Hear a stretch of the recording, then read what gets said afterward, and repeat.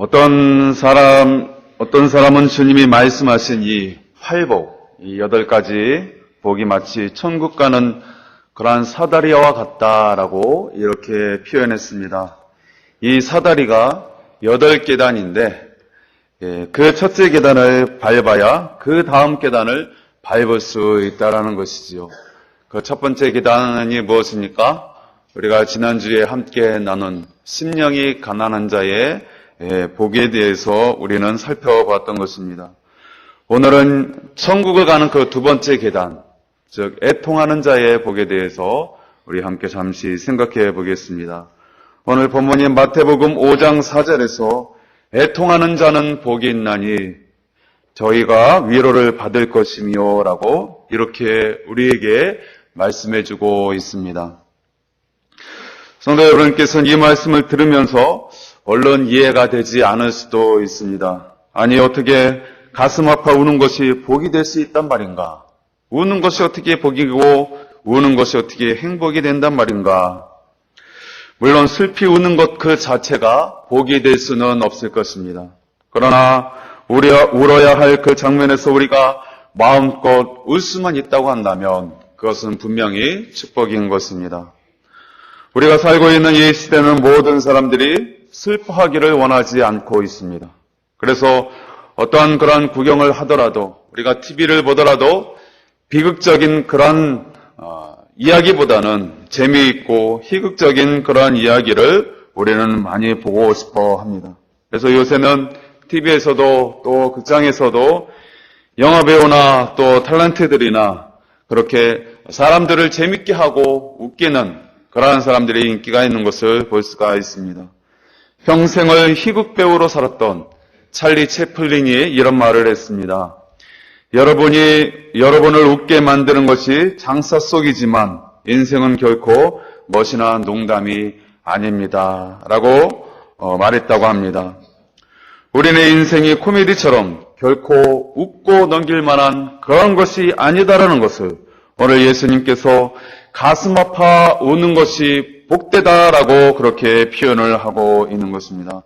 그렇다면 이 애통한다라는 이 말의 의미가 과연 무엇일까요?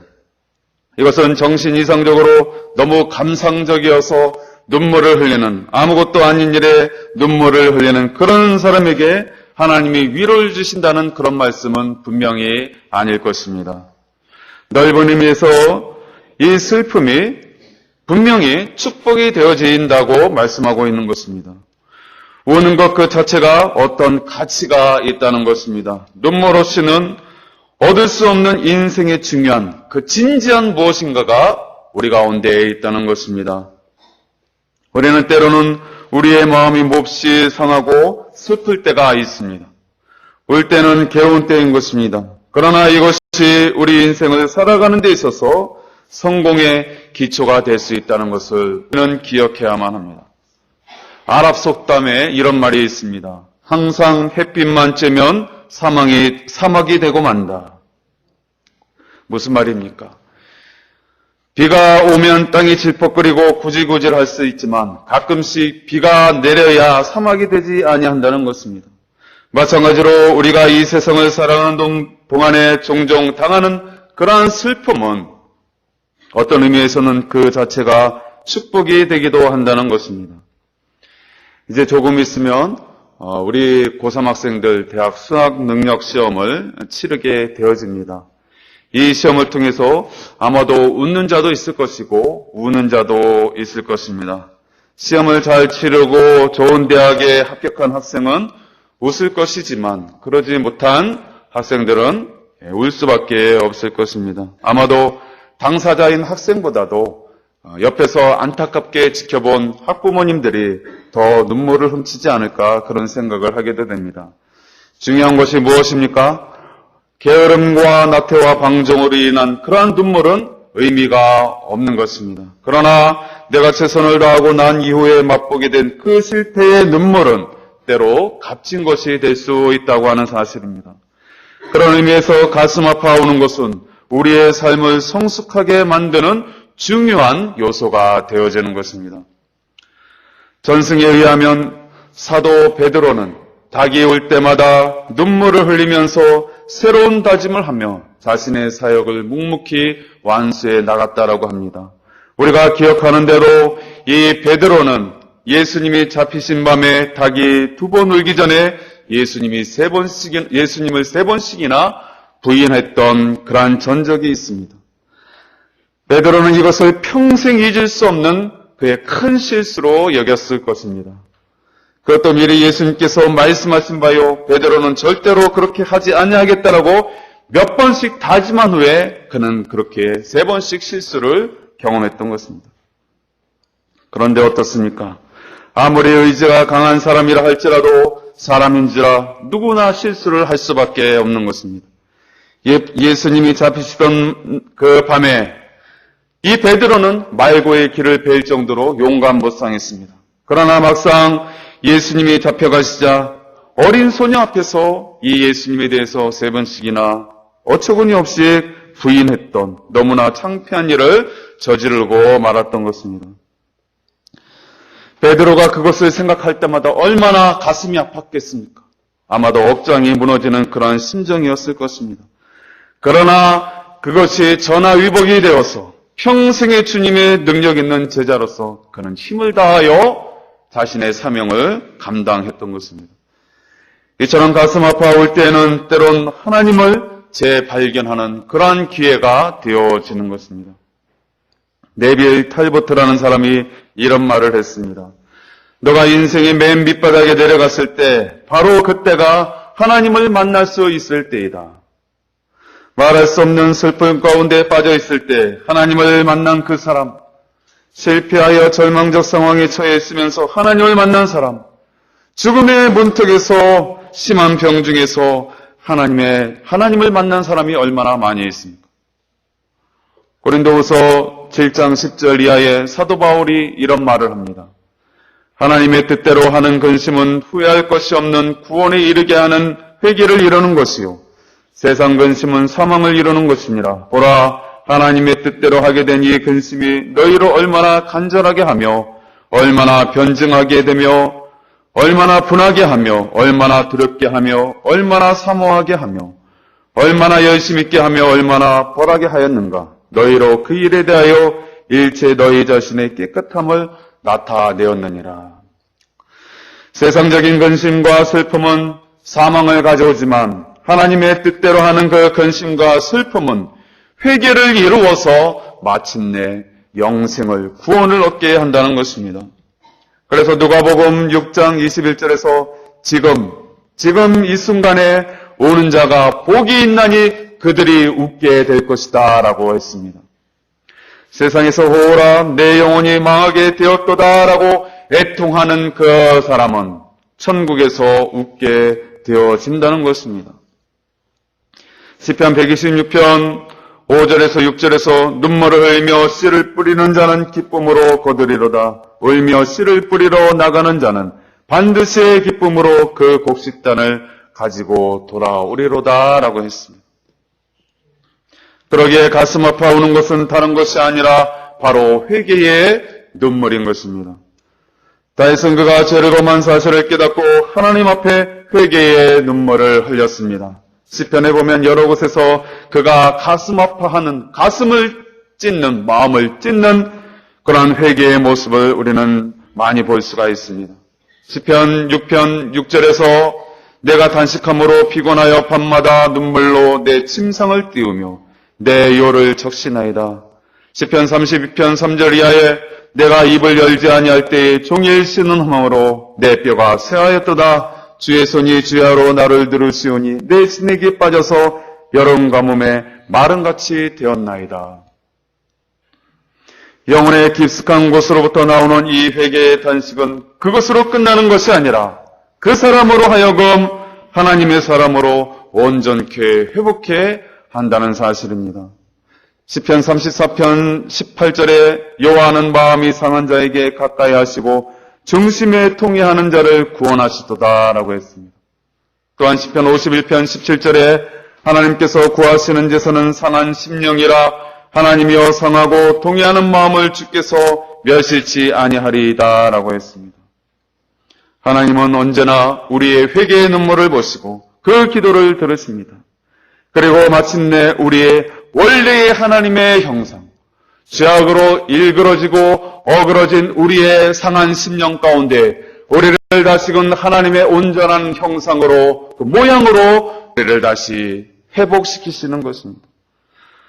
가난한 심령은 우리를 천국문 앞에 서게 만들고 애통하게 하는 그 심령이 바로 천국문을 열게 한다는 것입니다. 그래서 성 어거스틴은 자기의 죄악을 깨닫고 자신을 저주하면서 나는 이중인격자라고 하면서 자기의 가슴을 찢었다라고 합니다. 마틴 루터는 자기의 죄 때문에 그것을, 죄악의 문제를 밤새 고민하다가 그만 졸도할 정도에 이르기까지 했다라고 했습니다. 이렇게 누구나 신앙의 세계에 들어간 사람은 자기의 죄악됨을, 자기가 죄인이라는 그 사실을 눈물로 토로하면서 하나님 옆에 나아가게 되어지는 것입니다. 그렇게 애통하는 자가 마침내 하나님의 위로를 얻게 되어지는 것입니다. 사도 바울의 모습을 또 보시기 바랍니다. 그의 영적 생활의 경력을 보면 여러 가지의 그러한 과정이 있습니다. 아마 바울이 쓴 편지 중에서 제일 먼저 쓴 편지가 아마 갈라디아서로 추정이 되어지는데요. 주 48년경에 쓴 것으로 되어 있습니다. 갈라디아서 1장 1절에 자기 자신을 향해서 사도된 바울이라고 그렇게 소개를 하고 있습니다. 그런데 7년 후에 주 55년에 고린도에 편지를 쓸 때에 나는 사도 중에 지극히 작은 자다라고 자신을 그렇게 소개를 하고 있습니다.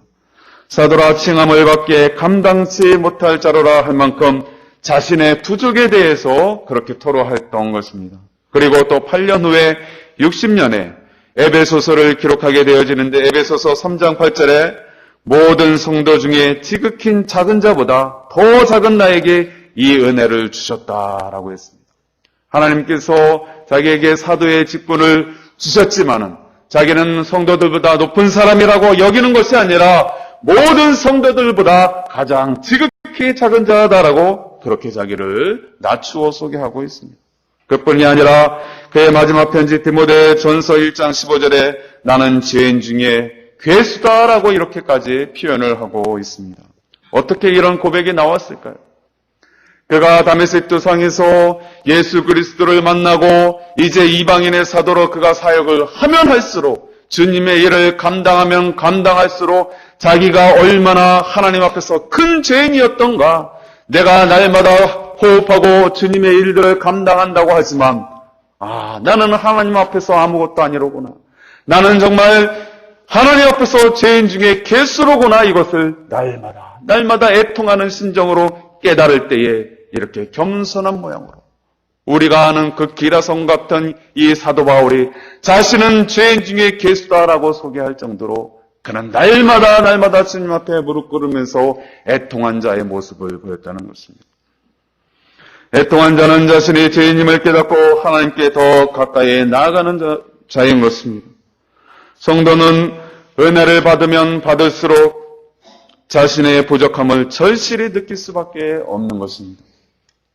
다윗처럼, 바울처럼 내 죄가 항상 내 앞에 있나이다 하면서 가슴 아파 우는 사람에게 하나님이 찾아가 주시고 그 마음을 어루만져 주시는 것입니다.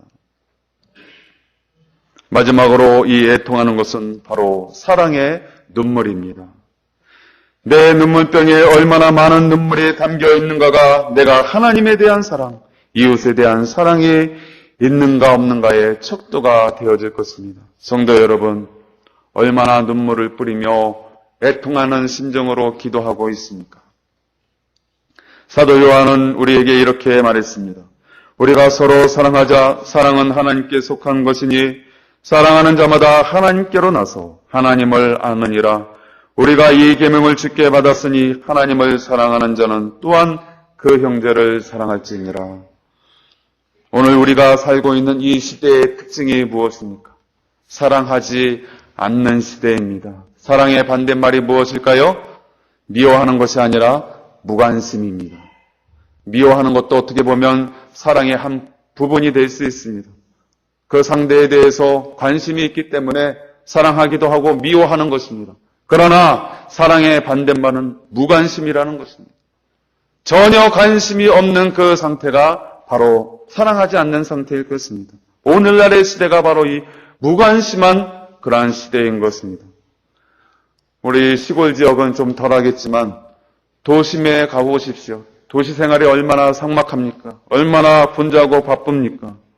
그 도시민들이 살아가는 모습을 한번 보시기 바랍니다. 많은 사람들이 밀집해 있는 아파트 단지들을 한번 가보시기 바랍니다. 벽 하나 사이에 두고 이웃들이 존재합니다. 많은 사람들이 살아갑니다. 그런데 옆에 누가 사는지, 누가 이사 왔는지 도무지 관심이 없습니다. 아는 척도 잘 하지 않습니다. 서로 상관하지 않으면 그나마 다행입니다. 자기에게 조금이라도 피해가 가면 바로 경비실에 신고를 하고 파출소에 신고를 합니다. 요새 종종 계속해서 뉴스에 나오는 이 층간소음 문제. 위에서 쿵쿵거린다라고 바로 경비실에 신고하고 경찰서에 신고해서 이것이 이웃 간의 다툼이 되어서 문제가 일어나고 이것이 말다툼이 번져서 살인까지 일어나는 그러한 삭막한 시대가 되었습니다. 세상이 점점 각박해지면서 사랑하기는커녕 헐뜯고 이용하려는 그러한 이기주의가 판을 치고 있는 그러한 세상에 살고 있습니다. 이러할 때의 시대를 거슬러 이웃을 사랑하고 이웃을 위해 애통하는 그 신령이 있다고 한다면 얼마나 복된 신령이겠습니까? 이웃의 아픔을 내 아픔으로 여기고 사랑하고 감싸 안는 그러한 심령이 있다면 우리 사회가 좀 더 따뜻해질 것입니다. 말씀대로 서로에게 위로와 평안이 넘쳐나게 될 것입니다. 오늘 말씀을 정리하겠습니다. 우리는 애통 그 자체는 복이라고 할 수가 없을 것입니다. 그러나 이 애통해야 할 때 우리가 가슴 아파 우는 것은 확실한 축복이 되어집니다.